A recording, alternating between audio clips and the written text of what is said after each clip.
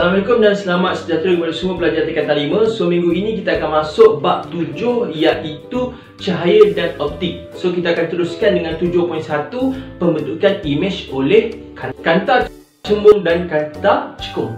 Okey, kanta merupakan satu medium loop sinar seperti kaca yang mempunyai satu atau dua permukaan melengkung. So kanta dibahagi kepada dua jenis, okey, iaitu kanta cembung dan kanta cekung. Okey, antara contoh-contoh kanta cembung kalau awak boleh tengok dalam rajah iaitu dui cembung, okey, kalau awak nampak, and then kita ada plano cembung dan kita ada meniskus cembung. Okey, contoh-contoh kanta cekung, kita ada dui cekung, and then kita ada plano cekung dan kita ada meniskus cekung. Bila kita membicarakan berkaitan dengan kanta ni, kita akan tengok bagaimana sinar cahaya yang melalui kanta ini, apa yang berlaku pada sinar cahaya tersebut. So sebagai basic, awak telah tahu pengetahuan asas berkaitan dengan pembiasan cahaya. Awak dah tahu pembiasan cahaya iaitu cahaya dibengkokkan apabila melintasi dua medium yang berbeza. Tapi apakah yang berlaku apabila cahaya melintasi atau melepasi melalui kanta cembung dan kanta cekung? Kalau awak dapat lihat dalam rajah, untuk kanta cembung kita nampak berlaku penumpuan cahaya. Apabila cahaya menerusi kanta cembung, kita nampak berlakunya penumpuan cahaya. Cahaya ditumpukan. So kita boleh cakap kanta cembung ni sebagai kanta penumpu. Manakala kanta cekung, apa yang berlaku? Kita nampak berlaku capahan. Okey, cahaya terbuka, cahaya mencapah. So kita boleh kenalikan kanta cekung ini sebagai kanta mencapah. Okey, so apabila cahaya menerusi kanta cembung, okey, apa yang kita dapat lihat bila kita lukis gambar rajah sinar, okey, apa yang berlaku? Kita tahu cahaya akan ditumpukan oleh kanta cembung. Okey, so apabila cahaya ni dia menerusi kanta cembung, dia akan menghasilkan satu imej pada satu fokus. Okey, kalau dia menumpukan pada satu arah, okey, kita tengok satu point okey, dia tumpu di sini. Contoh, okey. So ni pun tumpu ke sini. Okey. So apabila dia lalu cahaya lalu pada pasir utama, dia tak ada berlaku apa-apa berlaku apa-apa pembiasan, jadi dia straight. Pada pasir utama straight saja. So kalau benda lain ditumpukan, dibiarkan dia tumpu. Okey, ini pun berlaku penumpuan di sini. Okey. So bila cahaya yang ditumpukan ni pada satu titik ini, sini kita panggil sebagai titik fokus. Okey, dia panggil sebagai F besar. Okey. So jarak dekat sini antara kanta dengan titik fokus kita panggil sebagai panjang fokus. Boleh? Okey, untuk kanta cekung pula, kita tahu kanta cekung ini dia akan mencapah. So, kita lukis dia punya gambar rajah sinar. Okey. Pembaris cara guna pembaris kat rumah. Okey. So sama dia akan lalu di tengah kanta cekung. Apa yang berlaku? Kita tahu dia akan mencapah. Okey. Sudah dicapah di sini lah. Okey, mencapah. Okey, tapi kat belakang buat garis-garis putus-putus. Okey. Kita akan tengok kat mana berlakunya fokus dia. Okey. Ini pun sama. Berlaku capahan. And then okey. So, bila lalu dekat paksi utama, dia terus je. Sama macam tadi jugalah. Okey. So, ini pertama. Berlaku capahan. So, belakang. Garis putus. Sama juga. Berlaku capahan. Okey, dia akan bertemu satu fokus di belakang. Okey, dapat. So, kanta cekung dia berlaku capahan. So, dia akan berlaku fokus semaya. Kita bayangkan maya di belakang. So, ini adalah titik fokus. Okey, sini titik fokus. Dan panjang antara kanta dengan titik fokus ni, okey, titik fokus ni, okey, fokus. Ini sama juga adalah panjang fokus. Boleh Kita label sebagai F. Jom kita kenali istilah optik dan penerangannya. Okey, kita kenal apa ni label-label yang ada pada gambar rajah sinar untuk kanta cembung dan kanta cekung. Ini yang pertama adalah kanta cembung. Okey, so yang tengah-tengah ni, okey, tengah-tengah ni orang nampak ada dot-dot ni, ini adalah paksi kanta. Okey, kalau dapat paksi kanta. Okey, so yang tengah-tengah sini, ini adalah paksi utama. Okey, so yang tengah-tengah bersilang antara paksi kanta dengan paksi utama ni kita label sebagai O. O apa benda? O adalah pusat optik. So O ni adalah pusat optik. Tengah-tengah. Okey, pusat optik. Dapat? Okey, seterusnya F. F tadi apa? Fokus. F itu adalah fokus. So, kalau jarak sini contoh kalau awak lukis sini, contoh fokus dia 4 cm. Contoh 4 cm. Sini pun sama juga 4 cm. Okey. So kalau 2F, 2 kali ganda fokus. Okey, 2 kali ganda fokus. So tambah lagi 4 cm lah. So sini jadi 8 cm. Sini pun sama juga, tambah lagi 4 cm. Jadi 8 cm. Ni contoh lah, contoh jarak dia mesti sama. So bergantung pada ketebalan kantang. So kalau kantang yang berbeza ketebalan, dia punya fokus berbeza. Biasanya kalau kantang yang tebal, kantang cembung yang tebal, dia punya fokus pendek. Macam contoh awak guna kantang besar kan, nak bagi apa? Hasilkan api, nampak cahaya dia tu pendek. So kalau kantang cembung yang nipis, biasanya panjang fokus dia lebih panjang lah, lebih besar, lebih panjang. Okey, dapat itu antara yang awak tahu Okey, awak boleh rujuk muka surat 205. Okey. So F tu titik fokus, okey titik fokus, F titik fokus. Okey, ni titik fokus yang kita bincang tadi. Okey, 2F tu 2 kali ganda lah daripada titik fokus. Okey, and then kita ada F kecil. F kecil ni jarak sini. F kecil adalah panjang fokus. Boleh? Okey. So satu lagi, kalau kita ada, contohlah kita ada objek ni okey. Ini jadi objek kan? Okey. Objek. Okey. Dan biasa akan hasilkan image lah. Okey, nanti saya akan ajar macam mana nak lukis gambar image. Okey. So sini image itu. So ini jadi image. Okey. So antara objek dengan faksi kantang, ini kita panggil jarak objek. Okay, antara objek dengan faksi kantang. So antara faksi kantang dengan image kita panggil sebagai jarak image. Okey. So biasanya jarak objek kita labelkan sebagai U. Okey, dan jarak image kita akan labelkan sebagai V. Boleh So untuk kantang cukup awak boleh rujuk pada kantang.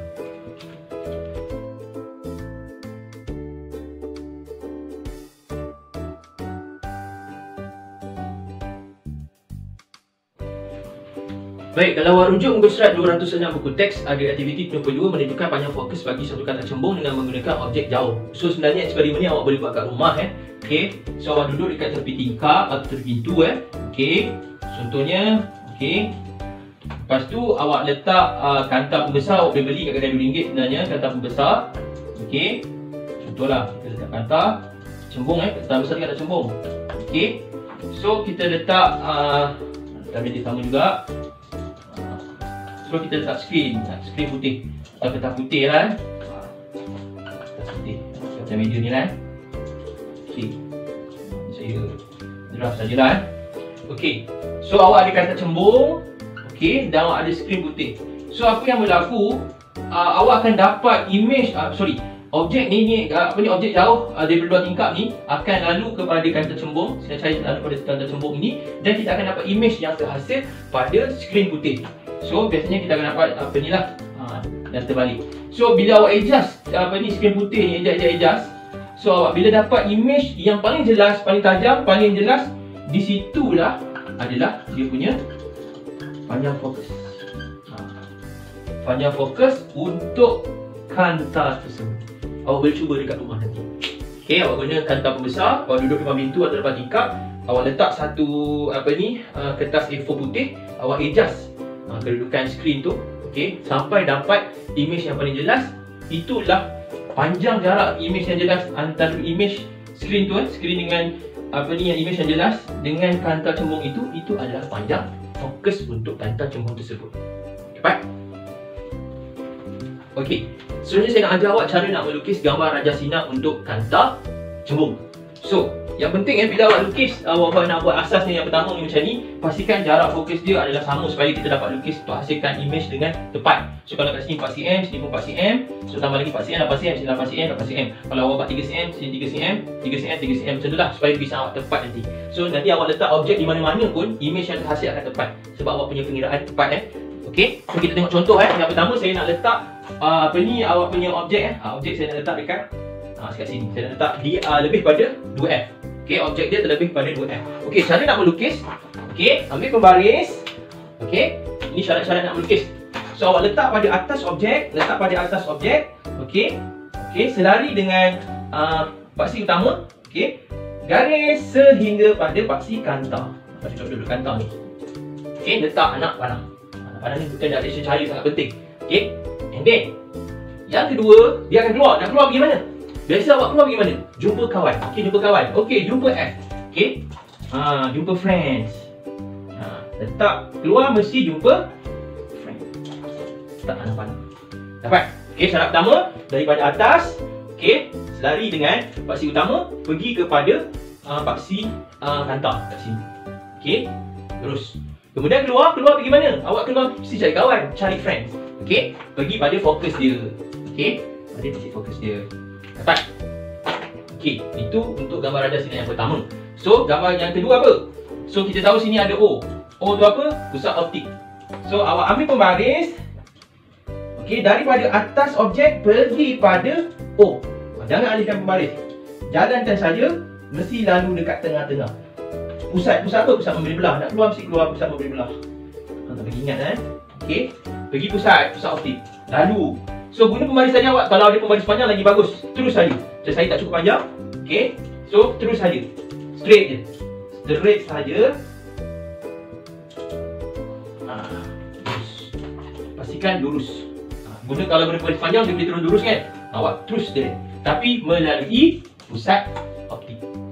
Okey, so kita nampak ada berlaku persilangan. Okey, ada persilangan. Di sinilah imej terhasil. So imej terhasil kat mana? Kalau ini objek terletak pada lebih pada 2F, so imej yang terhasil antara F dengan 2F. So apa ciri imej dia? Imej dia terbalik. Okey, terbalik. Okey, lagi apa? Besar ke kecil? Kecil kan? Okey, mengecil. Lebih kecil atau mengecil sama saja boleh pakai. Okey, dia mesti nyata. Kalau imej terhasil di sebelah kanan. Sebelah kanan ni lah. Okey. Maksudnya selepas kantar. Okey, imej terhasil selepas kantar cembung. Kalau tadi kita sebab duduk kat arah ni cakap kanan lah. Okey, awak tengok imej sebelah kanan ataupun imej yang terhasil selepas kantar, dia mesti nyata. Apa maksud nyata? Boleh terbentuk pada skrin. Boleh terbentuk pada skrin. Kita nampak pada skrin. Dapat. Okey, itu syarat-syarat sah melukis gambar radar sinar. Yang pertama atas, keluar cari frame.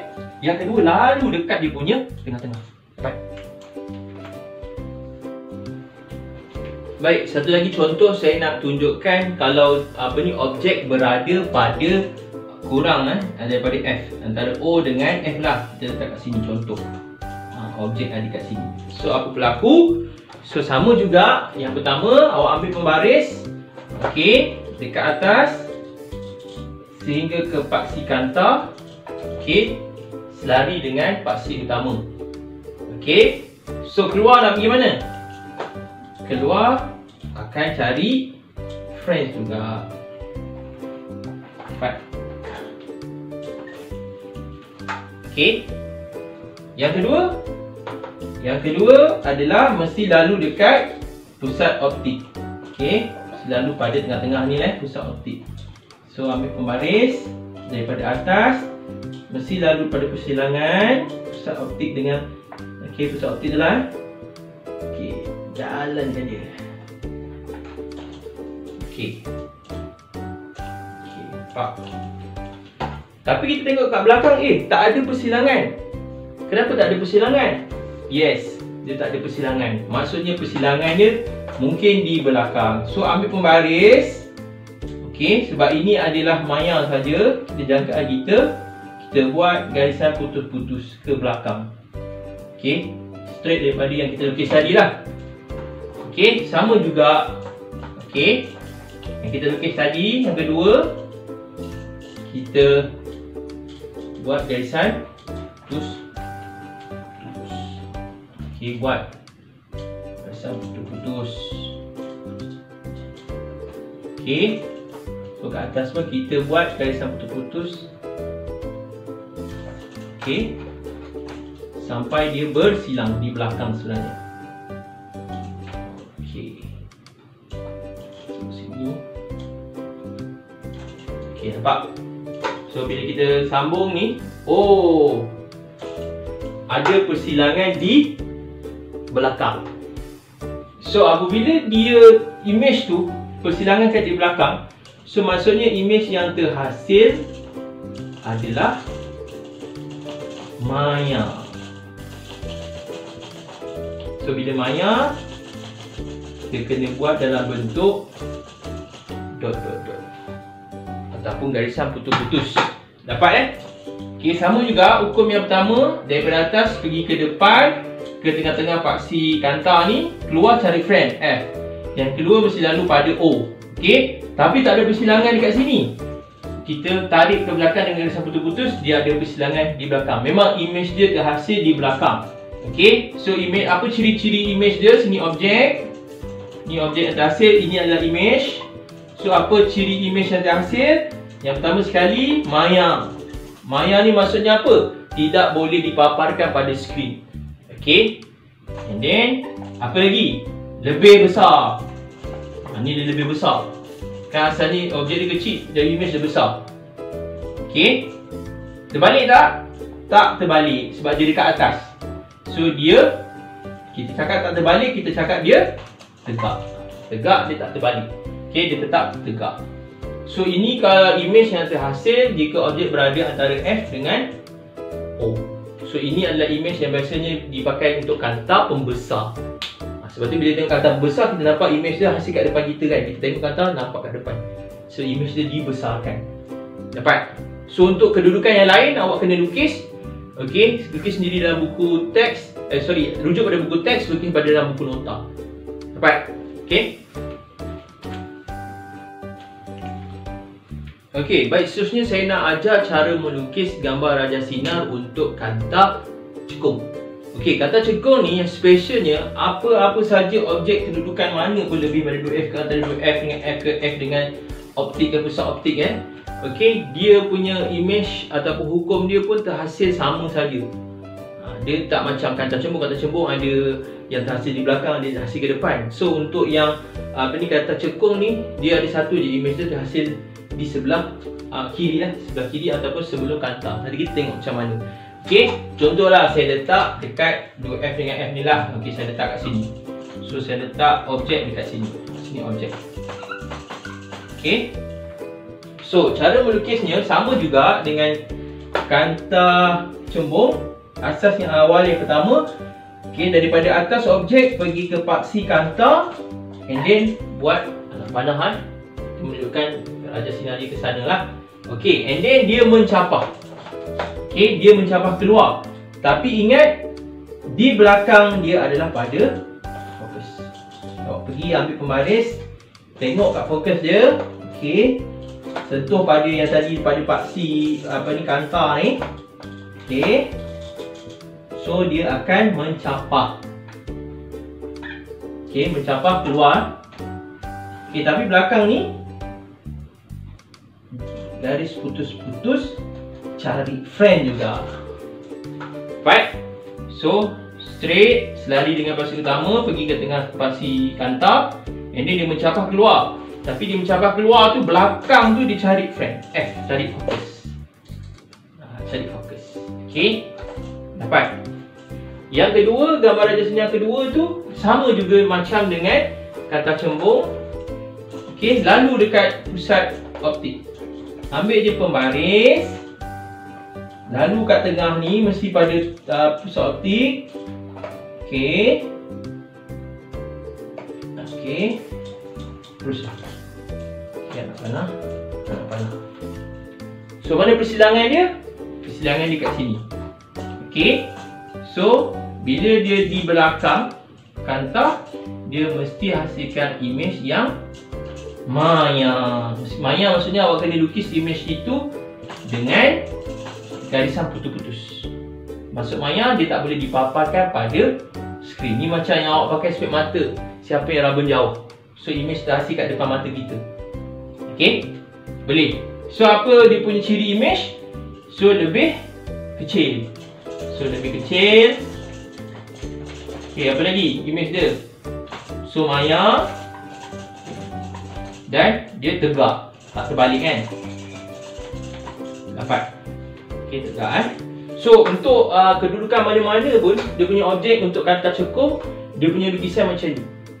Lukisan dia lebih kurang macam ni. So image dia lebih kurang sama saja ciri-ciri. Nanti awak boleh cuba di rumah untuk setiap kedudukan. Boleh?